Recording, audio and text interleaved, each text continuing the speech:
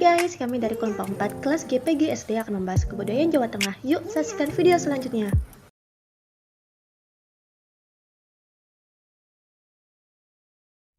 Indonesia merupakan salah satu negara yang berada di Asia Tenggara. Indonesia memiliki banyak julukan. Dua diantaranya yaitu negara kepulauan dan negara maritim. Indonesia memiliki keanekaragaman seperti flora, fauna, keanekaragaman budaya, dan sebagainya. Kebudayaan menurut Kuncharaningrat adalah suatu kebudayaan yang didukung oleh sebagian besar warga suatu negara dan mewakili syarat mutlak yang bersifat khas dan dibanggakan, serta memberikan identitas terhadap warga.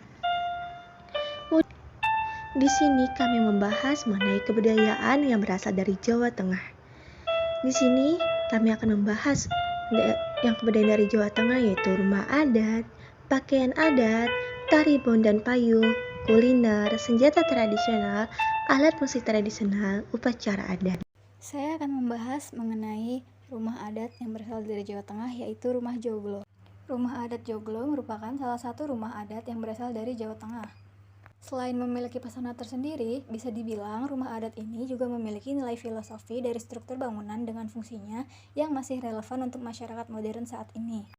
Secara bahasa, kata joglo berasal dari dua kata, yaitu tajuk dan loro, yang mengandung arti penggabungan dari dua tajuk. Tajuk merupakan atap yang berbentuk piramida atau limas bujur sangkar dengan dasar persegi 4 dan satu puncak.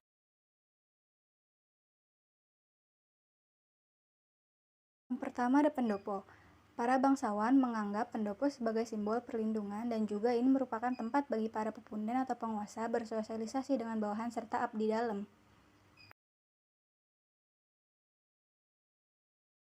Yang kedua ada peringgitan.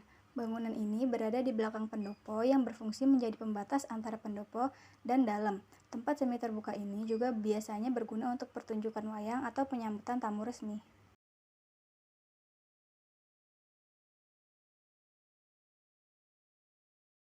Yang ketiga, emperan atau teras depan. Emperan adalah teras depan yang menghubungkan peringgitan dengan omah.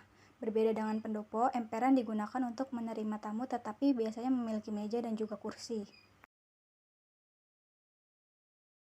Yang keempat, omah. Omah berasal dari bahasa Austronesia yang berarti rumah. Omah adalah bagian utama atau bagian dalam dari rumah joglo yang digunakan sebagai tempat tinggal pemilik rumah. Bagian rumah ini memiliki lantai persegi yang luas dan lebih tinggi dari bagian rumah lainnya. Atapnya bermodelkan joglo atau limasan.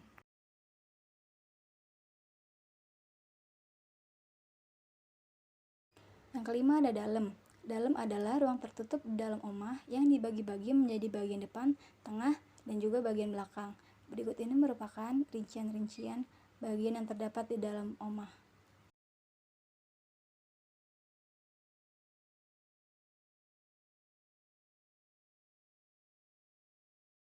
Yang keenam ada sentong. Di bagian belakang dalem terdapat sentong yang memiliki 3 kamar. Berikut ini rincian-rincian tentang sentong.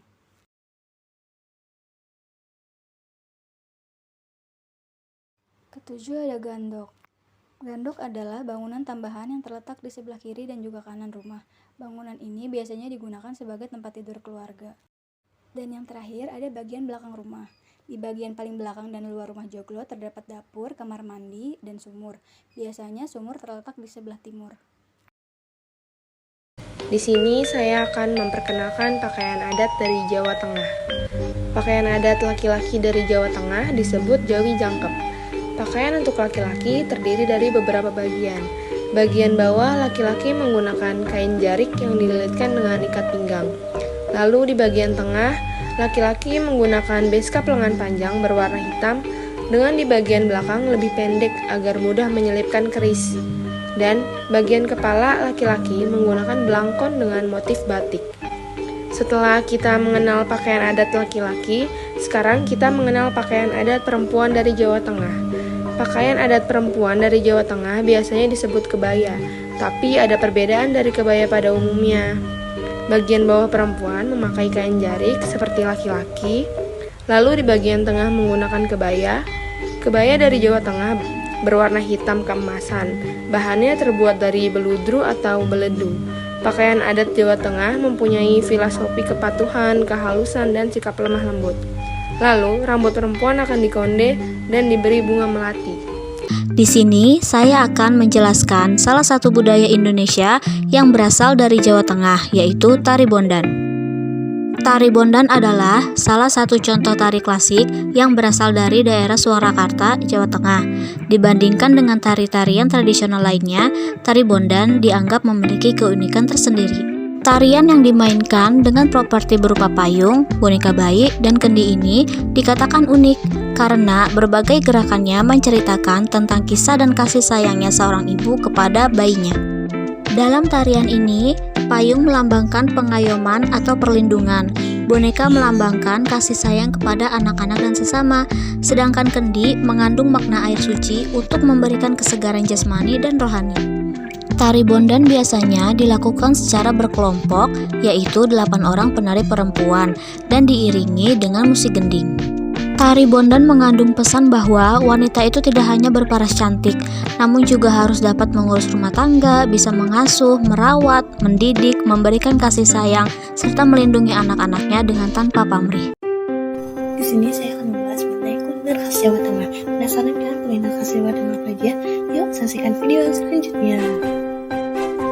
Kuliner-kulinernya yaitu yang pertama ada bandeng Juwana.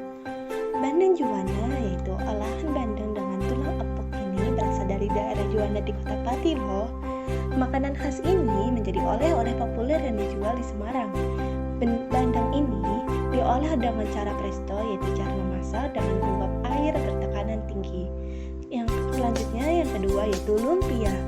Lumpia ini ternyata makanan khas Semarang loh, dengan varian lumpia goreng dan kukus. Isiannya bervariasi, tetapi sebagian besar terdiri dari daging dan tepung.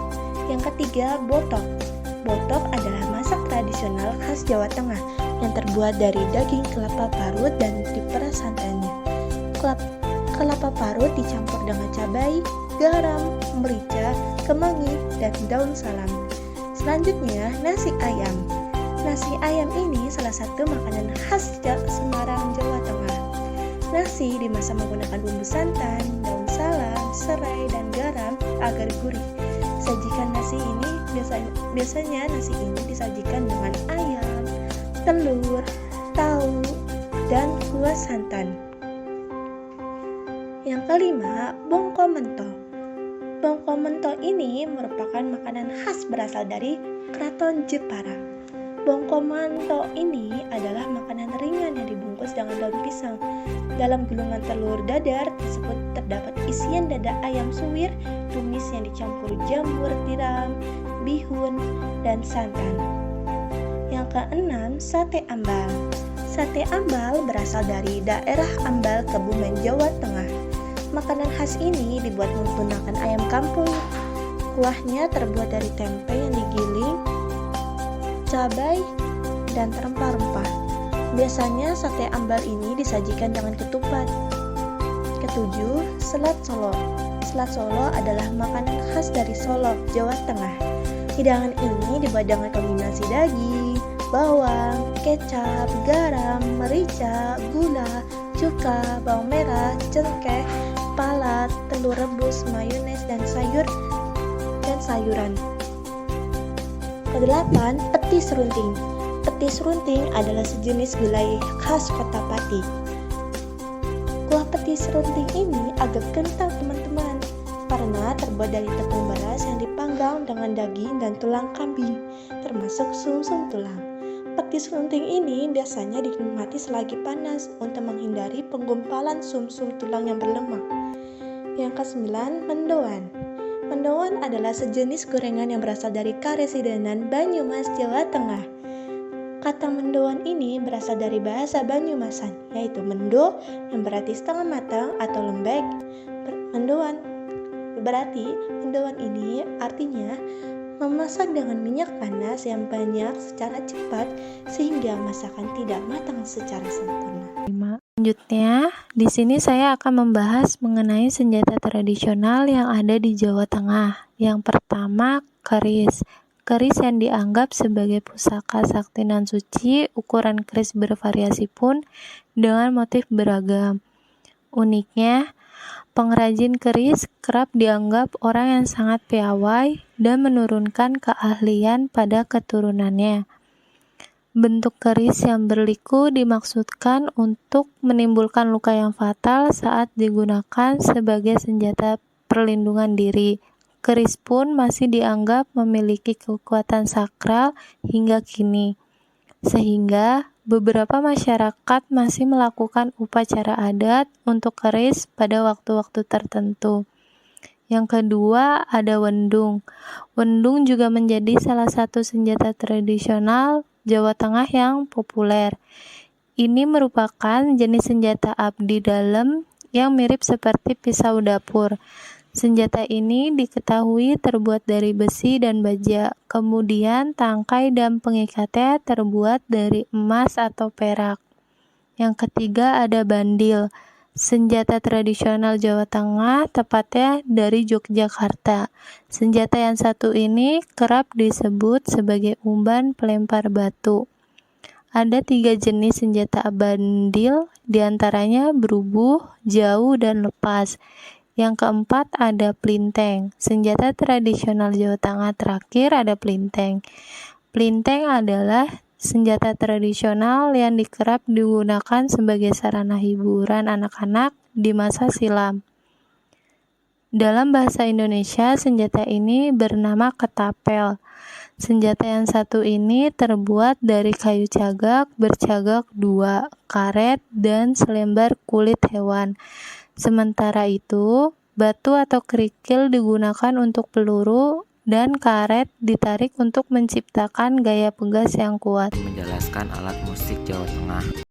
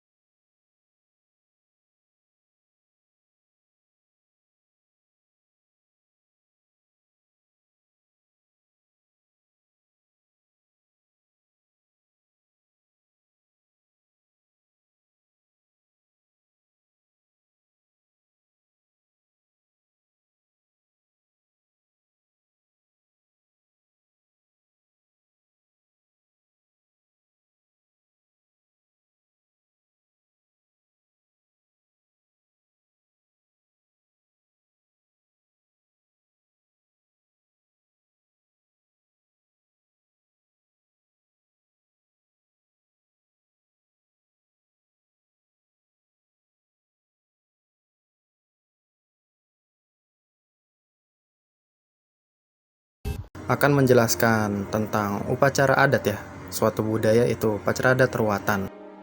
Upacara adat ini biasa dilakukan oleh suku Jawa ya, termasuk suku Jawa Tengah juga memakai upacara adat ini. Tradisi upacara adat ruatan ini adalah salah satu bentuk upacara atau ritual penyucian yang hingga saat ini tetap dilestarikan oleh masyarakat ya, Jawa Tengah. Tradisi ini diberlakukan untuk melestarikan ajaran dari Kanjeng Sunan Kalijaga dan digunakan bagi orang yang nandang sukerta atau berada dalam dosa.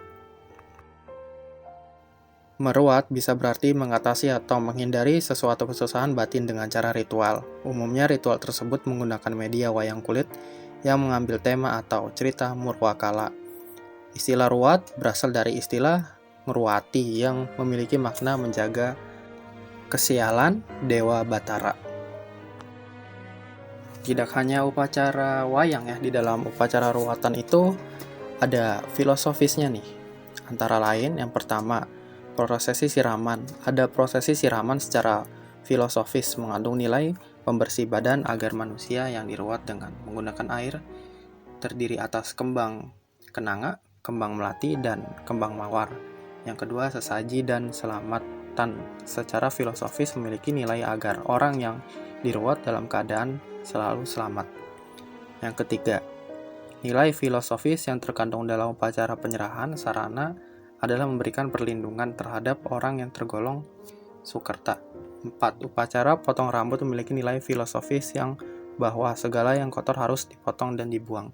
Kelima nilai filosofis dalam dirakatan merupakan ungkapan rasa syukur dan ungkapan rasa terima kasih terhadap Tuhan Yang Maha Esa atas perlindungan dan anugerahnya. Yang keenam, wayang juga membawa makna filosofis bagi kehidupan manusia. Karena kebanyakan manusia itu menginginkan kebaikan, maka kisah wayang itu banyak yang bisa masuk sampai ke hati. Begitulah kebudayaan dari Jawa Tengah. Terima kasih teman-teman yang sudah menonton. Jangan lupa like, komen, dan subscribe. Bye-bye.